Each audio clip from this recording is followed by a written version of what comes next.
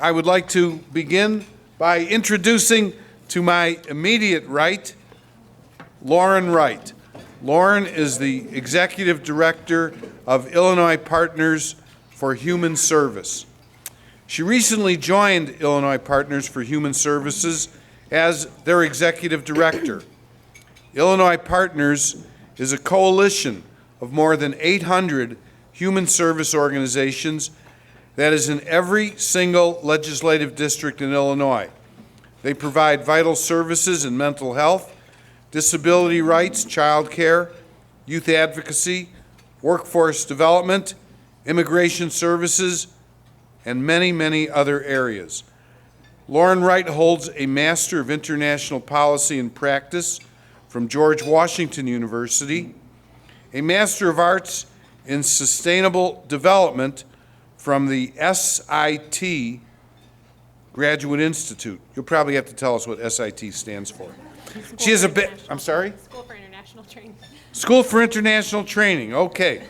She has a background in coalition building, grassroots advocacy, and we're delighted to have Lauren with us today.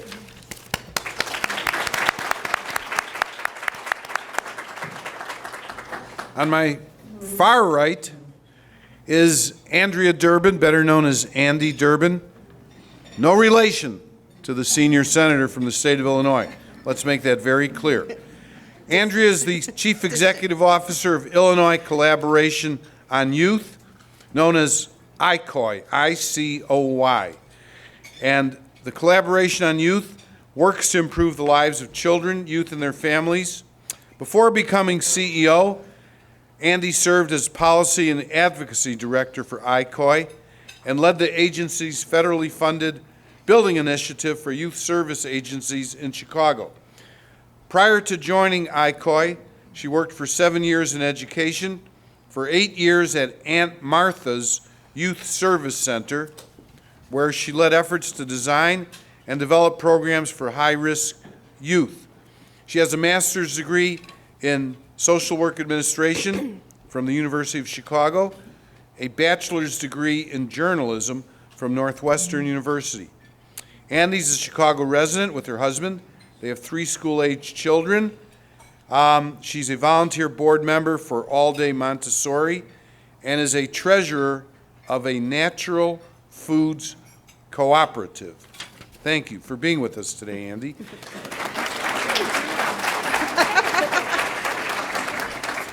Bio. And batting third. Clean up. Almost, it's cleanup today, Susana. Susana Mendoza, who's the Comptroller for the state of Illinois. She's spoken to our city club many times over, always responds whenever we contact her office. We're very, very grateful for that. She is the state's Chief Fiscal and Accountability Officer. She launched what's called the Transparency Revolution when she took office 3 years ago that has resulted in the state's fiscal books being open in unprecedented ways as they never had before. Susana first took office amid the state's unprecedented 2-year budget impasse. First thing she did was to prioritize payments to the state's most vulnerable, to debt service, pensions, and education.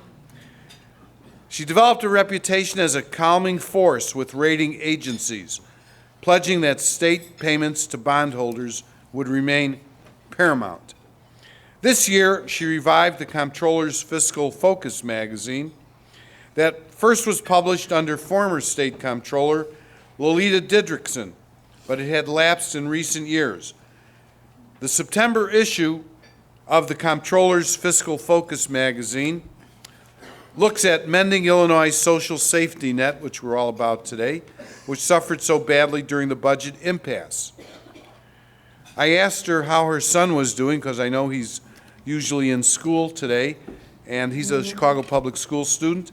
So guess what? He's home, working on homework with his dad. Susana Mendoza, let's give her a big hand.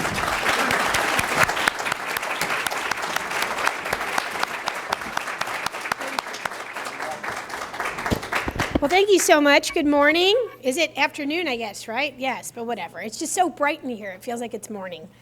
I'd like to start by, first of all, acknowledging part of my team that's here. Certainly we have a lot of employees in the Comptroller's office, but all we were given access to was one table today. I'm kidding. But I do have a wonderful table there in the middle of the room. If you guys could stand up really quick. Got Abden and Cesar and Boa and Kevin and Jayette and Simon and Max and Andrew and Lisa and Allison. Thanks for being here. But all kidding aside, I could not have done the job that we've tried to do in helping to keep the state from falling off the rails during that budget impasse, which was so catastrophic, without an amazing team behind me. And every day I'm just so lucky. I pinch myself sometimes thinking about what an honor it is to get not only to serve the people of the state of Illinois, but to do so as a leader of the most amazing staff I could ever hope and dream to have. So I thought I had it good in the clerk's office with my team, but this team is spectacular. And really what you guys do every day improves so many people's lives, and I think the people that are in this room for the most part can attest to that. So thank you. I also am missing one important person from being at that table, and you guys probably know him. Some of you might know Patrick Corcoran on my staff.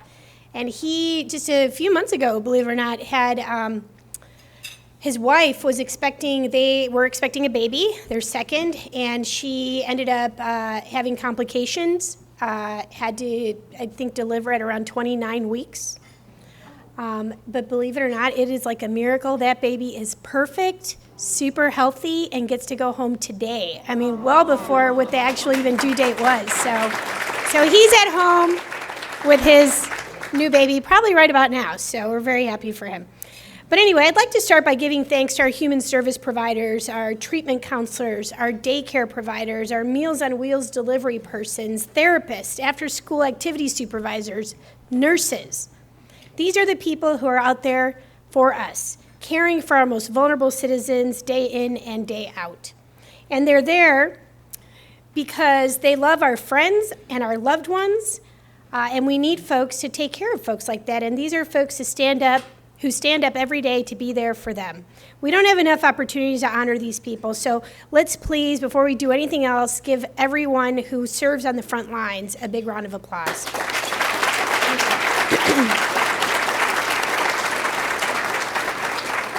And I'm so pleased and proud to be joined today by Andrea Durbin, the CEO of Illinois Collaboration on Youth, and Lauren Wright, Executive Director of Illinois Partners for Human Service. She recently took over for Judith Gettner, who was a legend. So we want to thank Judith for her many years of service as well. And when I was hearing the bios earlier, I mean, I looked over at Andrea and I'm like, when do you have time to do all this stuff? Right? It's an old bio. Whatever. Yeah, But listen, Andy and Lauren, they are fighters. And between the two of them, they represent hundreds of human service providers throughout Illinois. When I took office in December of 2016, I can't believe it's almost 3 years ago.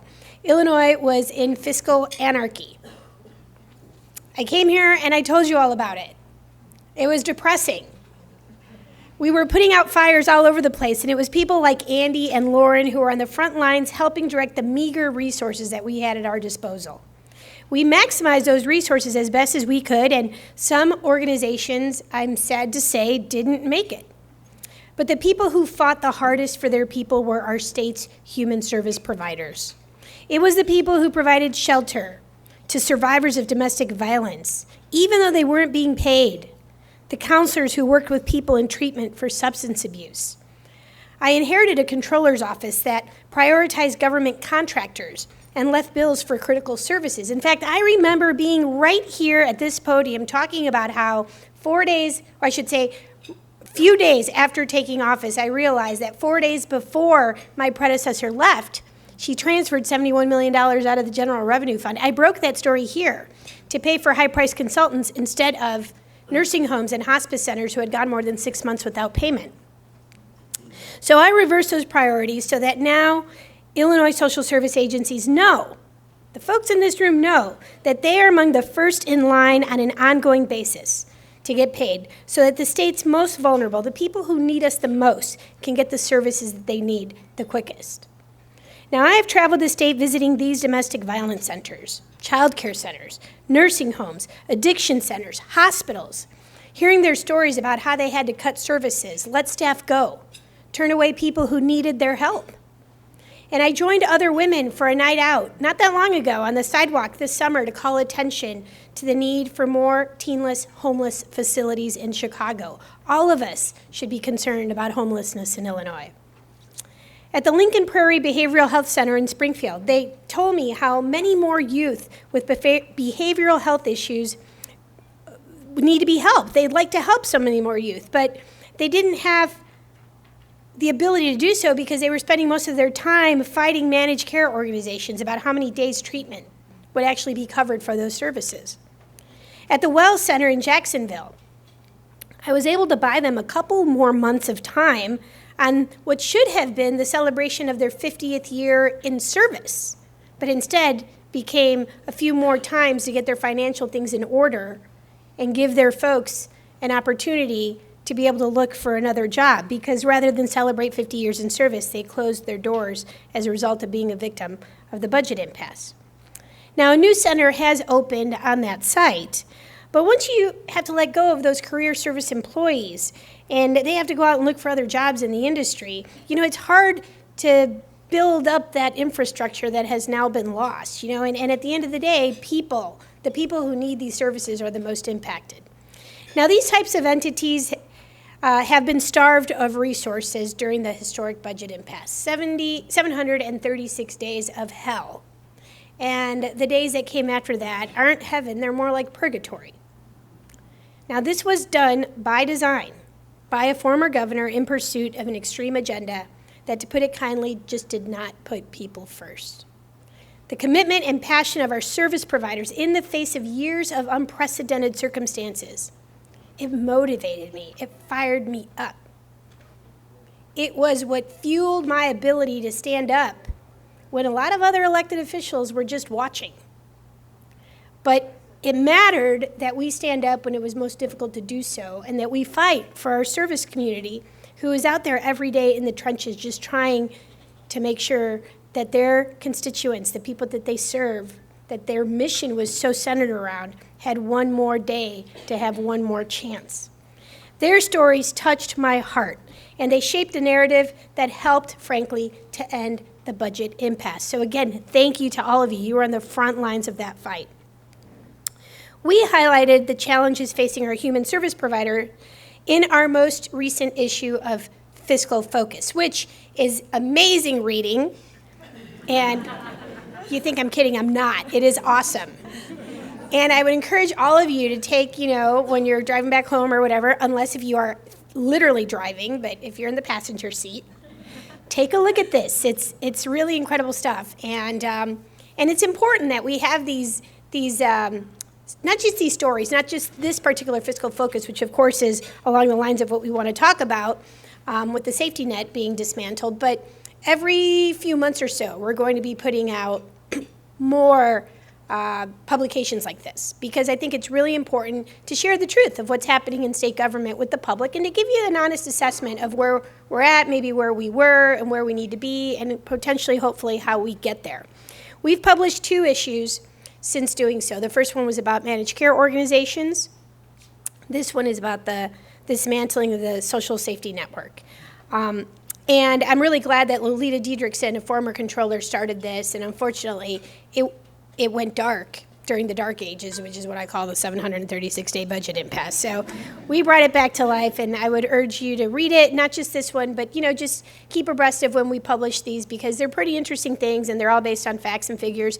And this particular one I really enjoy because it's not my opinion. We talk directly to the providers and ask them to weigh in on how the budget impasse impacted them and what some of the challenges are, and tell the story from their vantage point, not mine. I think it's more important to tell the story from the people that actually felt the pain the most.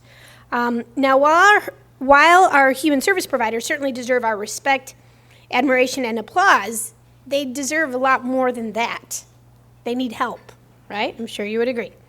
This summer, the Illinois General Assembly came together to pass an unprecedented amount of legislation. They passed a $40 million budget. New legislation approved the sale of cannabis. Don't get too excited, folks, all right? I think I'm talking to a really hardworking group of people here, because anytime I mention the word cannabis, it always gets like the loudest applause of any room you're in. It's kind of like, kind of know what you guys are thinking, right? So you guys are straight-laced. Yes. But anyway, we will be getting at some point, if all goes well, a Chicago casino as part of a gaming expansion. And legislators approved a $45 billion with a B capital plan. Despite all of that, I'm sorry to report that we're still fighting for our human service providers. So you heard a lot of cool things that happened there, but you didn't really hear a massive emphasis on human service providers. Many of them are still struggling, and that means that they are borrowing to make ends meet. Right when I walked in here, someone came up to me and said I had to extend another line of credit. That shouldn't be happening. Now, this means that they're eking out every single dollar just to make simple things called payroll. Shouldn't be happening. More than ever, I think there's a clear need to invest in our state's human infrastructure. We talked about a $45 billion capital plan. I think it's their turn here to finally have and deserve a human capital plan. Don't you think so? So human capital is something that I'd definitely like to see legislators prioritize next. Now, you might be wondering, well, how are we going to pay for that? Because, of course, that sounds good. Everybody can agree that these are things that, from a moral compass perspective, we want to see, but how do we pay for it? I've got two responses. One is, how do we not pay for it? Because the other is, you're already paying for it. This is the important thing to remember when it comes to human services and the lack thereof. We are paying for them one way or another.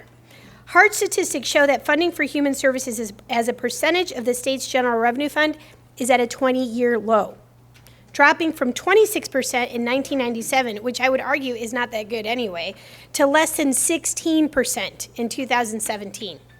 More than that, prioritizing the human services safety net and helping people who cannot help themselves is a reflection of our values as a society, and to reject them is frankly a sign of a broken moral compass. If you are a dollars and cents person, let's say you don't even care about people, but you care about money, I've found that doing the morally correct thing is more often than not the fiscally sound thing to do as well. Certainly when it comes to funding human services, because funding for human services saves tax dollars. At the Wells Center, that organization, that center that I mentioned, was supposed to be celebrating 50 years of service and instead closed their doors.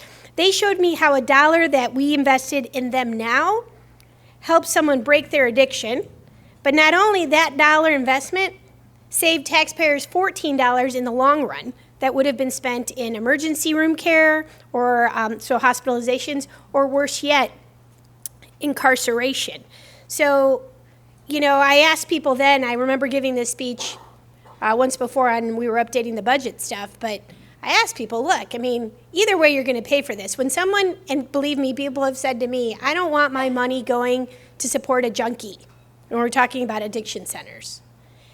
And while I wouldn't use those terms myself, I mean, I think it's important to just look that person in the eye and say, guess what? Your money's going there whether you like it to or not. Would you rather I take $1 out of your pocket when you're watching or 14 when you're not?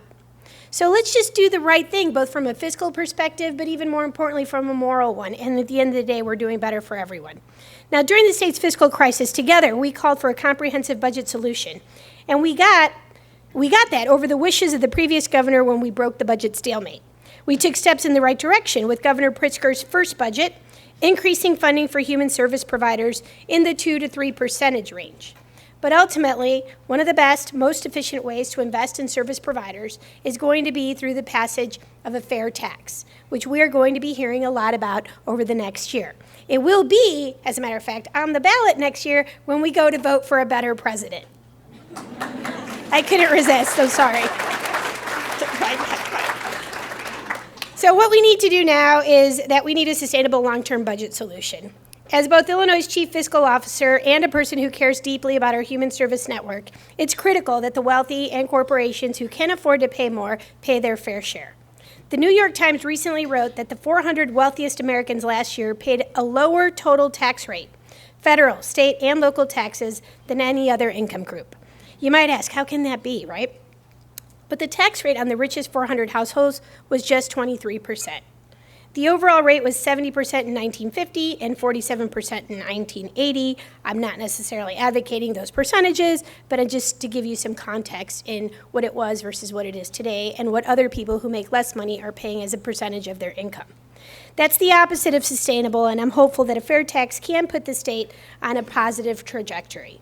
Now, recent polls show that even half of people who identify as Republican or lean Republican are in favor of a graduated income tax, or in essence, the fair tax. Now, we've made some important strides in shoring up our finances. We issued $6 billion worth of bonds, slashing our interest from 12% down to only 3.5%, saving taxpayers $4 to $6 billion, saving taxpayers $4 to $6 billion by doing that deal, and using those bonds proceeds responsibly to pay down our bill backlog, which was $16.7 billion, is today right around $6 billion. We've maximized federal matching grant opportunities to pay down billions in Medicaid bills. And the last budget raised fees and asked taxpayers to shoulder new costs. There were cuts that were implemented from a staffing level across state agencies and constitutional offices, including my own. So I think not just asking people to do more, but each agency and each constitutional should do the most that they can. But these moves, perhaps can give us some wiggle room, but they certainly haven't cleared the decks. There will be new revenues coming from new sources such as gaming and cannabis, but all of that combined is not going to be enough to pay down the state's bill backlog, meet pension obligations, which are clearly humongous, maintain and grow infrastructure, and cover the costs of the state's critical needs. And during one of my visits here, somebody during the question and answer just said, well, why don't you just pass legalization of marijuana? It's going to solve all our financial problems. Clearly, I think they were smoking some marijuana when they asked that question. But the point being, look, to put this in perspective for people who aren't crunching the numbers here, that's my job to do that. We do have legalization of marijuana now. Even if the highest projected amount of revenue came in from marijuana, which I don't believe this number to be accurate, but let's just say $500 million. We're not going to see that, caveat, but let's just say in Vento land, we had $500 million. The governor has been kind to set aside 10% of that to pay for the bill backlog, right? So you get $50 million, sounds like a lot of money, towards a $6 billion backlog. That's where we're at, folks, and we're way better right now than we were the last time I updated you on the state's finances. So would I love to have $50 million? Sure. It's a rounding error when you're talking about what we really need to raise to pay down that bill backlog. So I just think it's important to share that information so people can put this in perspective. Additional gaming revenue, additional marijuana revenue, it's all great. I mean, I'd rather have more than less, but we need to do some fundamental structure change here to get to where we can actually fund our resources appropriately. So let me make something clear, and then I'm going to turn it over to introduce our panelists here. Even though we have roundly criticized the policies of the past and expressed a desire to never, ever, ever go back to the Rauner era of forced austerity, one way that we could end up in a similar scenario is by refusing to acknowledge the long-term revenue challenges faced by this state. As we've seen, when there's not enough money to go around, a lot of decision-making is taken from our hands. We saw firsthand the critical decisions end up in the hands of the courts because we didn't have a legal budget. And anyone who isn't prioritized by the courts ends up having to wait in a long, long line. We can never do that again. There's a lot of budget pressure across all levels of government, despite the fact that staffing and spending are lean. Our advocates can certainly attest to that. But tax reform, including a tax break for working families, provides us a sustainable path forward where we don't have to be consistently looking over our shoulder. It's not the only way, but it's something that would certainly help. Now I want to turn it over to Andrea and Lauren, who can tell you what the impasse did to their members and what their members are still doing to try to recover. Andrew, do you want to take the lead on that, and then we'll send it over to Lauren, just because you're the senior member of our awesome group of human service providers. But I do think that you guys have an amazing story to tell about what you experienced, kind of the hangover that you're still experiencing, and what the final vision is for what you need the state to do to get to where we need to be. Thank you. Thank you.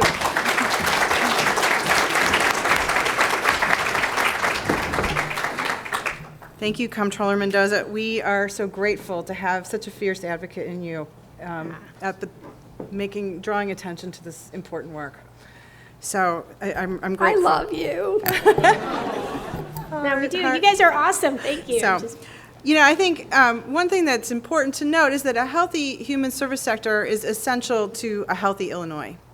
Because at the core of what we do is that we, as collectively, is that we help prepare people so that they can participate in our society, right? We help people achieve well-being so that they are safe and healthy and they're able to be a part of the work that we all do to build our communities, so everyone benefits when we have a strong human service sector. And, so people need that sturdy foundation to move forward. So during the budget impasse, I had the privilege of chairing the Pay Now Illinois Coalition that sued the governor to try to get human service bills paid because we didn't have a legal way to get paid. And, this was across the sector. It wasn't just children and youth issues, which is my sort of day job. But this was us saying, hey, everybody, all these services are interconnected. It's not, it's the domestic violence shelters, it's the mental health center, it's the addiction treatment, it's the child care. Like, this is how families live their lives. And if you are a family that needs support, you might need support from more than one sector. And there's no one organization that does it all. It's the collective is how we build that healthy human service sector. And what we saw, the ripple effects of that budget impasse are still being felt today because we had 2 years of lost opportunity to invest in the people who are at the heart of this work. We had 2 years of lost opportunity to invest in the technology that is increasingly mandatory for us to do this work. And we had 2 years of lost opportunity to innovate and to participate in strategic thinking that would help fill gaps and move the system forward. Instead, during that time, as the Comptroller described so eloquently, organizations were just really in an emergency lifeboat kind of situation where you're throwing everything and trying to maintain the mission and keep the doors open. There was no opportunity to think strategically, or you couldn't say to someone who needed help today, like, go away, I'm working on my strategic plan, or yes, I'd like to spend $100,000 on an electronic health record system when I'm actually laying off people right and left at the front door. Mm-hmm. So those were some of the challenges. And so we of course we lost people who fled the sector for more safe harbors. And then it's a challenge then to recruit people into our field when it has such a bad reputation. To be honest, if people look and they say, wow, this is not a stable place, am I going to put my career in this space? Mm-hmm. Am I going to take a chance on human services? Maybe I'd be better off in, working for a hospital or, I was going to say schools, but not today. I have a child on strike today too. Anyway, but that's the kind of opportunity cost that we had that is sort of invisible in addition to the organizational closures and things like that. And so today, I think there's some really specific ways in which we continue to struggle. So we have a sector-wide workforce crisis. And this is the result of low unemployment, which is good, but low pay, which is not good. And honestly, this is hard work. These frontline jobs are hard work. The supervisors have a hard job too. And so we're enticing people with, they have other alternatives. They're not getting paid very well. They're doing a hard job. And so we end up with these really untenable workforce high turnover rates of, in some places I've heard of 50 and 60% turnover. And if you don't think that's expensive, it is, and it also hurts people that we try to serve.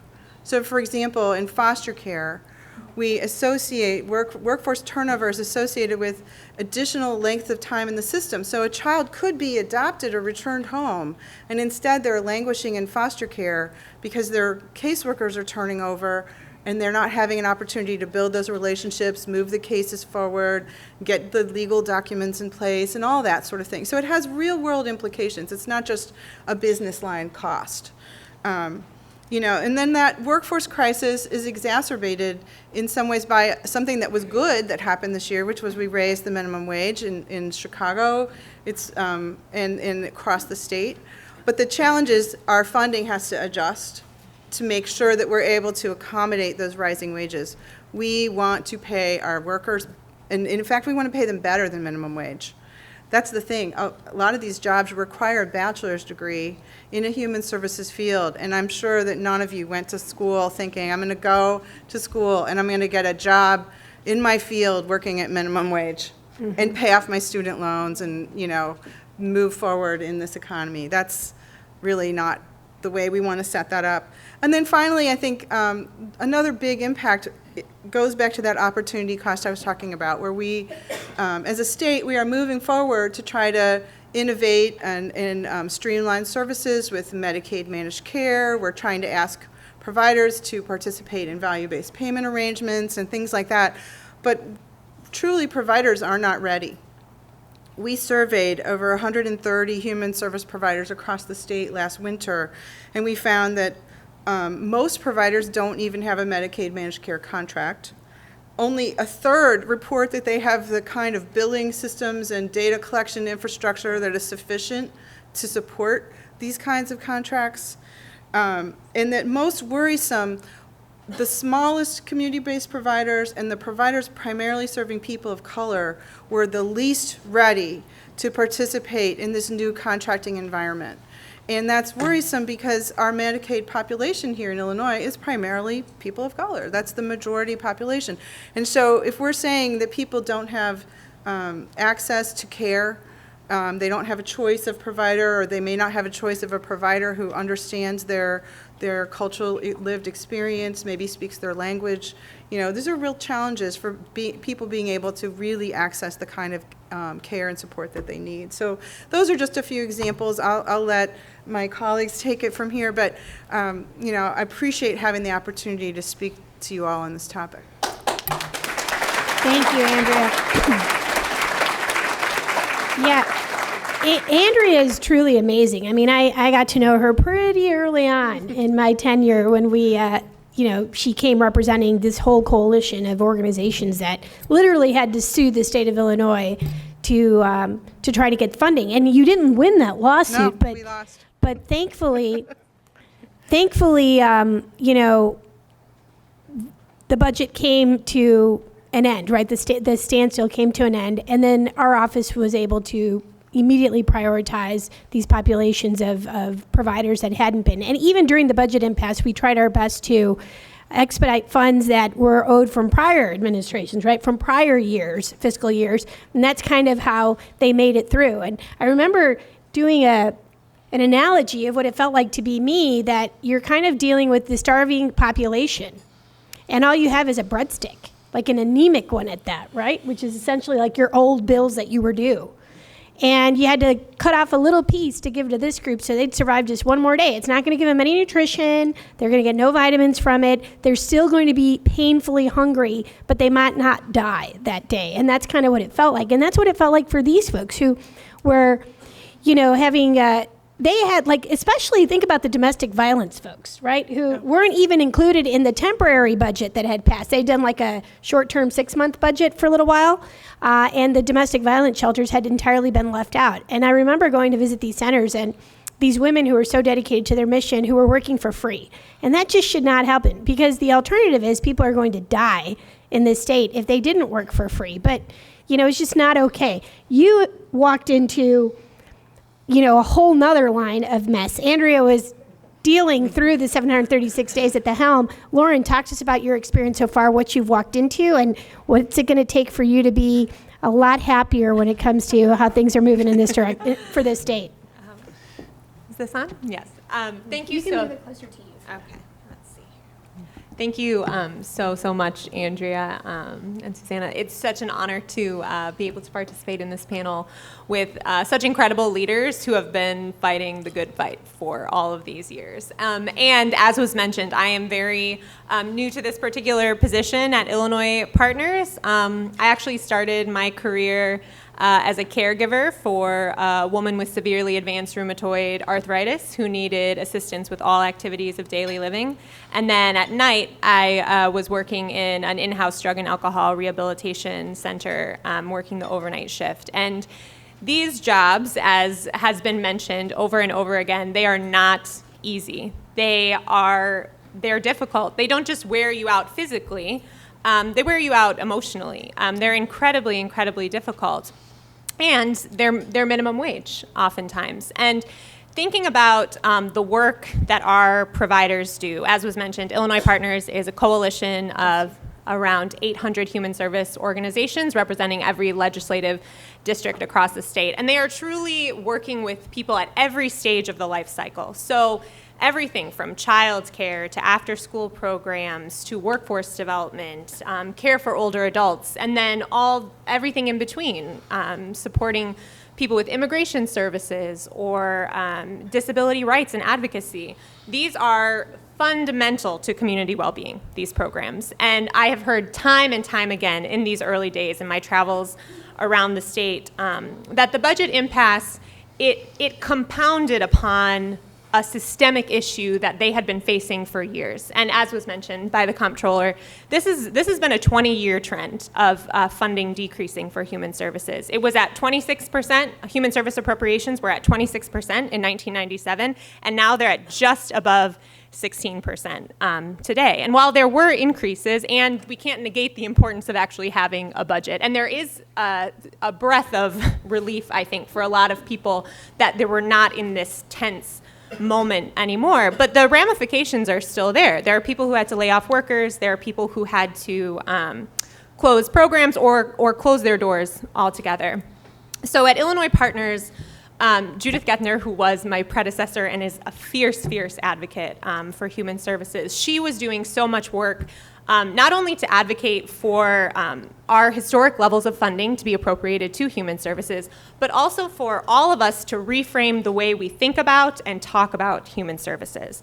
I think it's really easy for everyone to draw a correlation to having a strong healthcare system or having a strong education system, that these are keys to not just individual well-being, but also community well-being. But if you remove mental health from healthcare, or stable housing from accessible healthcare, or if you only look at the education system but you don't acknowledge what it would be like to have to learn a curriculum that's in a language that you don't speak in your own home, or you're going home after school and you're not able to have dinner. These are things that they're integral to community well-being, and we have to reframe the way we think about it. These aren't just extras or, oh, this would be great to have, and they're not just happening to those people over there. This isn't about, oh, those poor and needy people. Like, human services affect all of us, and they affect me, they affect my family, and we each are responsible for emphasizing the importance of investing in it. So it's been an absolute privilege to inherit an organization that has been fighting this fight for so many years, but the fight isn't over. So, yeah. That's awesome. Thank you.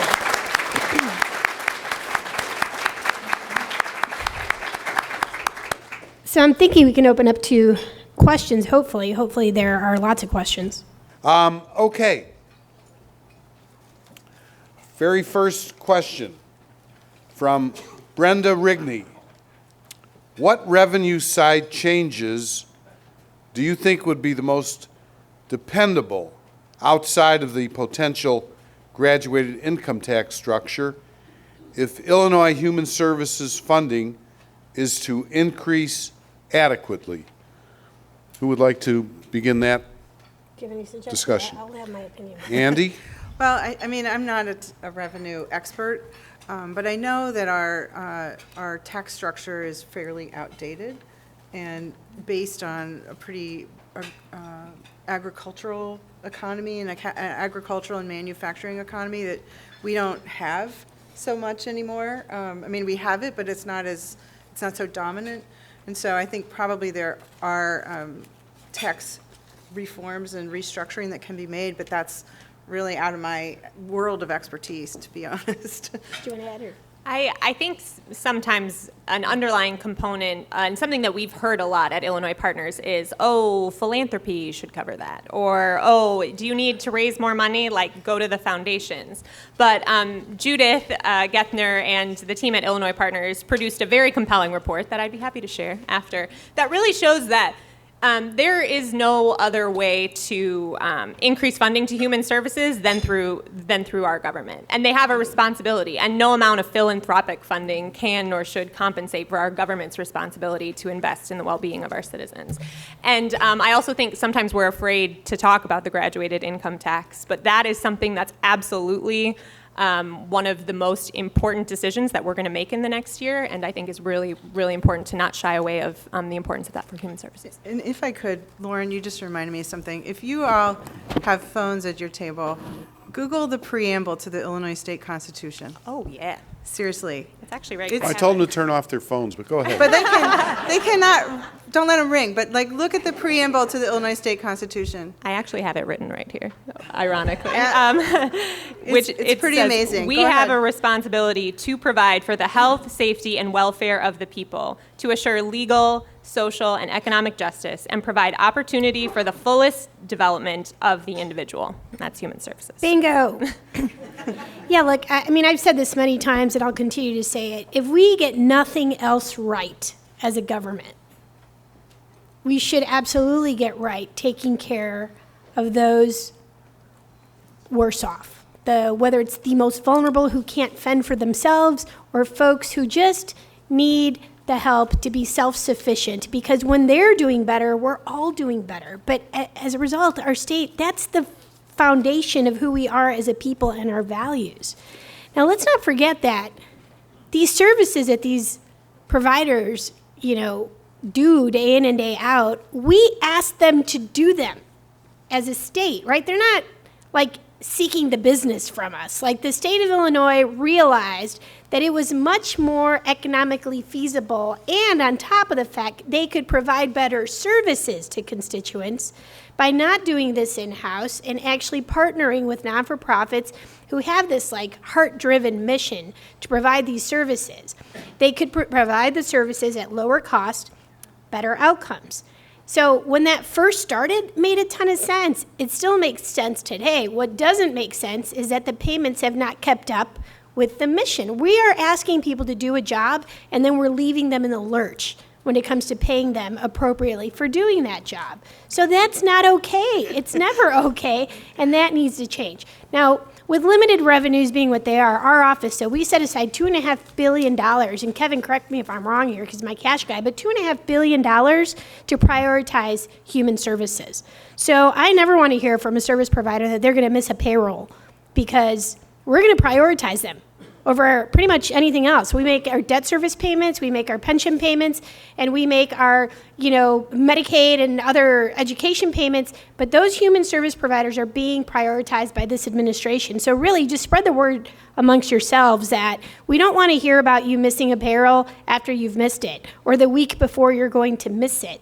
Like, work with our office. You have an ally in the office who's going to make sure that as long as I know that there's a big payment that's coming, I can plan for it. Right? But we are prioritizing the services in the absence of a real plan from state government to put you at the front of the line. And it's not a favor that we're doing to social services.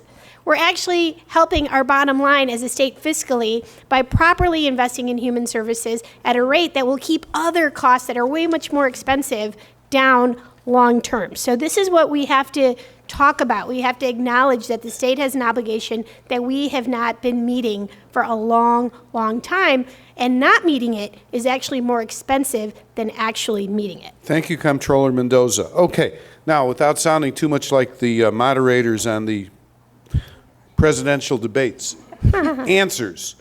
Short, sweet, no more speeches, okay? Thank you. Oh, boy.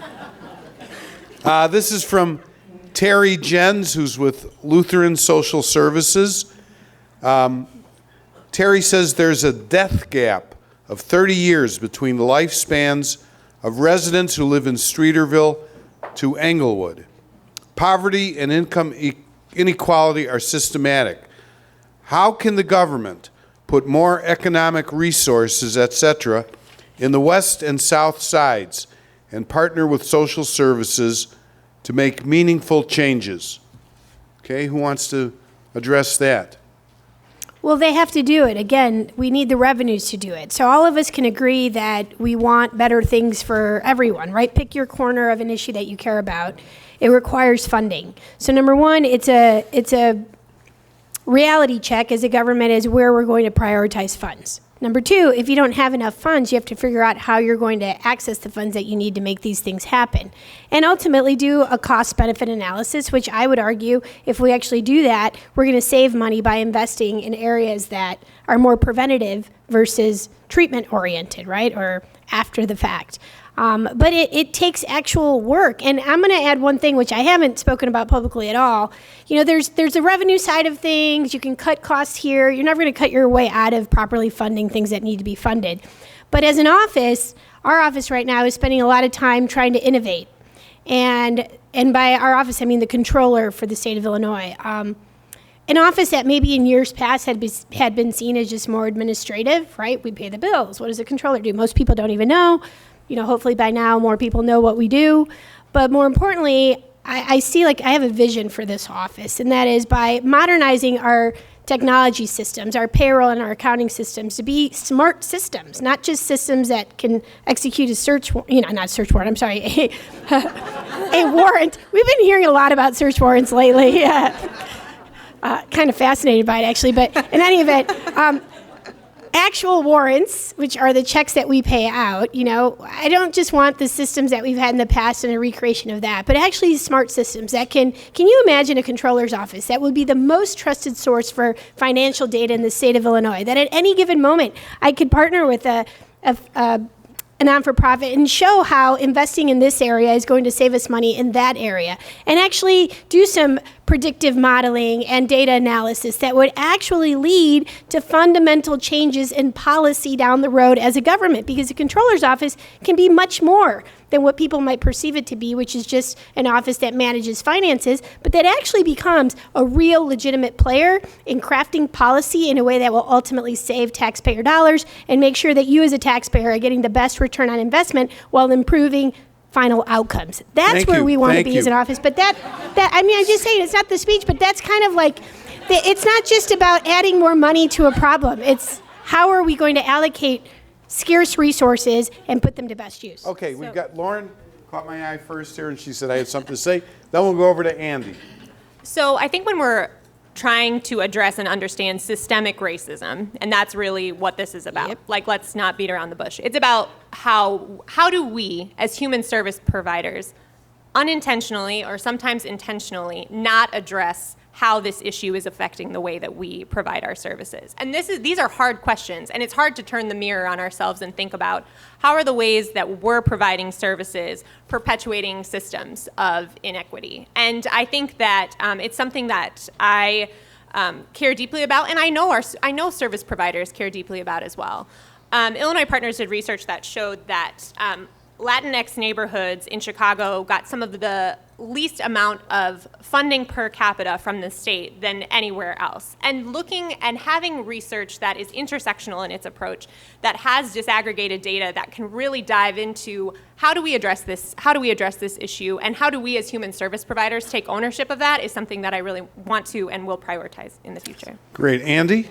Thank you, Lauren. It's similar. I want to just build on that and say, again, to your point, the racial disparities are real and they're not justifiable, and that we need to take a racial equity approach when we try to resolve these and eliminate these disparities. And that's why that kind of capacity building that I was talking about earlier is so important, because there are organizations in those communities struggling and trying to make a difference. There are tons of people in Englewood, as your example, who care and who are trying to make a difference, but they don't have access to, say, a multi-$100,000 billing system that would allow them to bill Medicaid to be able to provide those services. And so, and what we hear from funders, I hear a lot of frustration from funders where they say, I don't want to pay for things that Medicaid can pay for. So they're getting frustrated, like a foundation or another governmental entity might say, I don't want to pay for case management if you can bill Medicaid and pay for case management, but if that organization does not have the capacity to do that, then that work doesn't get done. And if the funder says, I'm frustrated, I don't want to pay for duplicative work, then the resources just aren't there. So I think that that's a real example of how we would need to bring that capacity building to bear. Very good. I add one more thing about this specific to the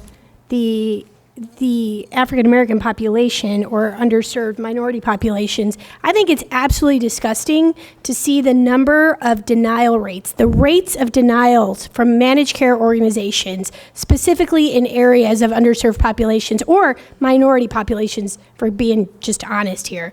I went to visit Jackson Hospital.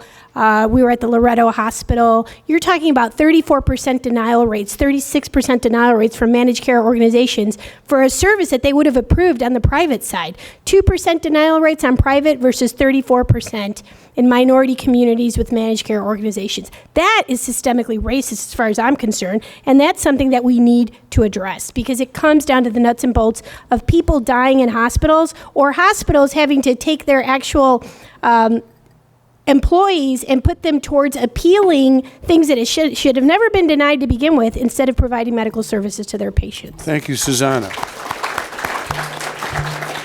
This question is from City Club member Susan Gordon with the Lurie Children's Hospital.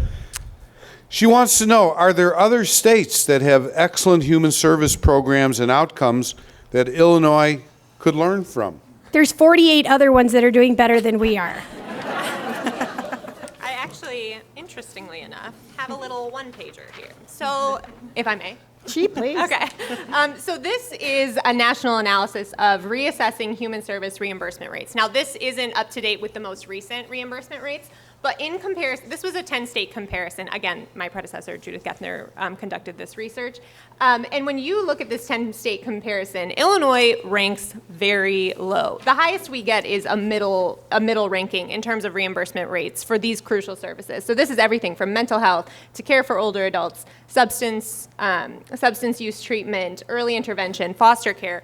We're ranking very low, and there is a lot that we can do to continue to build that. But I think much of it, and Andy, you can speak to this too, starts with reimbursement. And Lauren, where could people get some of these little charts that you have On that are just so Illinois Partners handy? website, illinoispartners.org. Okay, illinoispartners.org. Andy.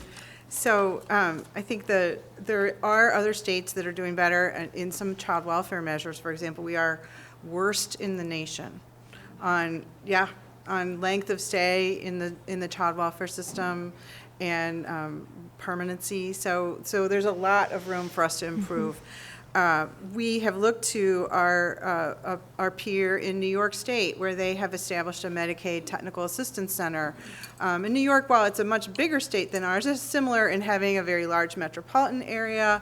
They have upstate, we have downstate. They've got big cities outside of the large metropolitan area, just like we do, and also very diverse racial and socioeconomic diversity in their state. And they've managed to establish this Medicaid Technical Assistance Center that helps community-based providers to be able to participate in Medicaid billing, for example, and they're able to get federal reimbursement for it.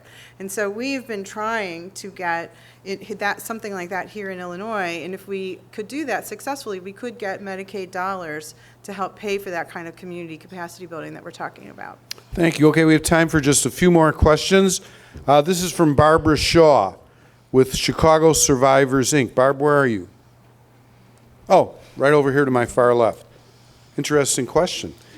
As they all are, is it possible for the state to move to an advanced system of payment and reimbursement rather than requiring agencies to spend first and wait for payment? I guess this is directed at the Comptroller. Yeah, send me that question actually in an email or just give me the paper because I don't know the answer off the top of my head, Barbara, but I'm happy to look into that. Yeah, it's frustrating for me as controller, even how the current system is, right? Where the state agencies essentially sit on the vouchers. And I don't want to say they're sitting on them more than they need to right now, right? But I mean, I know it was happening under the prior administration, and then we put heat on them and they started sending us vouchers. But before we did the Debt Transparency Act and all that, I couldn't see at all pretty much any of the vouchers, not a single one that was at the agency level. So I can't actually pay a bill, I don't know if you know this, unless if I've received the voucher from the state agency that incurred the contract with the provider. And so, I mean, I kind of wish there was a way that I could even, I kind of wish that wasn't the system, right? Because just because I have the voucher in my shop doesn't mean I can pay it, but I can at least plan for it, because I know it's there. But in terms of your question being specific to the advanced system of payments and reimbursements, other than requiring agencies to spend first, I mean, there's Medicaid things that come into play with that, right? Where they have to spend it and then we get a match, but I don't know specifically to your question what the best answer is. Kevin, do you have any suggestions on that? Sounds like a good question for the Kevin's Palish and okay, go ahead. Comptroller On table to child do some welfare. research on. Yeah. In child Andy, welfare, short one. I have 2 more questions I'd like well, I to was just squeeze to say, in. in child welfare, there is a way providers do get advance payments. They get paid like on the 28th or 29th of the month for the month coming. Oh, okay, And they yeah. true it up at the end of the year. So it is possible to do it. And it's not like people are getting away with something, I mean, they're Well, paying yeah, their bills. that is true, and there are some areas where that happens, and then if we overpaid, you can take it off the next side, right? But it's just true not. it up. Most of it is not the case. Okay, this question is from City Club member Jackie Davidoff with Davidoff Strategies. Jackie, where are you? Oh, right down here. Hey, Jackie. We've been discussing low wages, low recognition, lack of acknowledgement of the human services workforce professionals and the crisis this presents. Do you have some short and long-term strategies that could be initiated to respond to this workforce crisis? So, who would like to begin with that? Andy. Sure. I mean, obviously, a big key to that is wages, and that's a very important part of it, attracting people and retaining them in the field. But wages is only part of the story. I mean, a big part of what keeps people in is feeling successful in their jobs. So that means that you are adequately trained and supported, that you have the kind of supervision that, is able to help you through when you're working on those tough cases, that training includes real-world simulations, if you can, so people really understand. It's one thing to understand on a theoretical level what it's like to make a home visit. It's a whole nother thing to make a home visit, And so being able to have that kind of place in the field where we're able to mentor and support people so that maybe when you start, you don't start with a full caseload, you start with a ramped up caseload. I mean, there's lots of strategies and things that I think we can do to help people feel valued and supported because, most everybody comes to this work because they care, because they're mission driven. It's when we drive them out of the field is when we can't pay them enough and they don't feel safe or respected. Mm-hmm.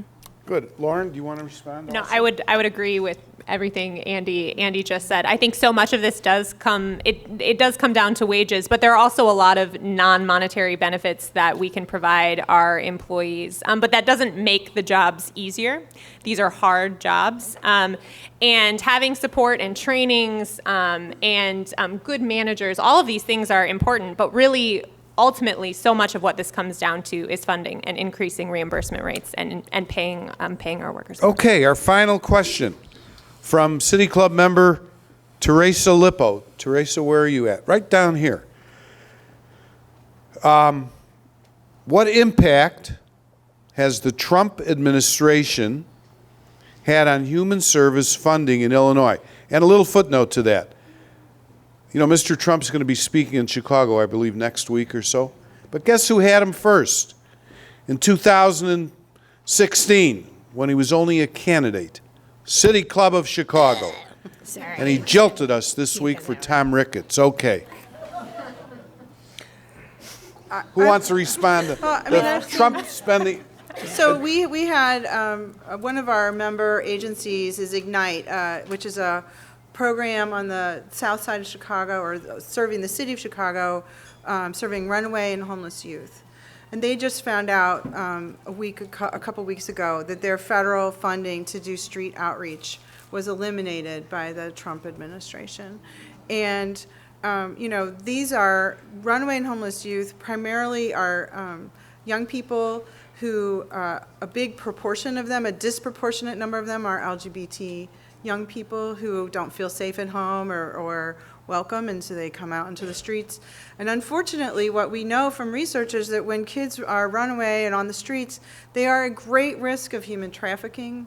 I think it's something like 25% are approached by a trafficker within 48 hours of being on the street. So this kind of street outreach is incredibly important. And so when you see organizations, lose their funding overnight, it's a real challenge. And I know I don't want to speak for folks in the immigration community, but they've certainly seen great increased demand for their services as well, and also a real chilling effect on people being able to feel safe enough to reach out for service.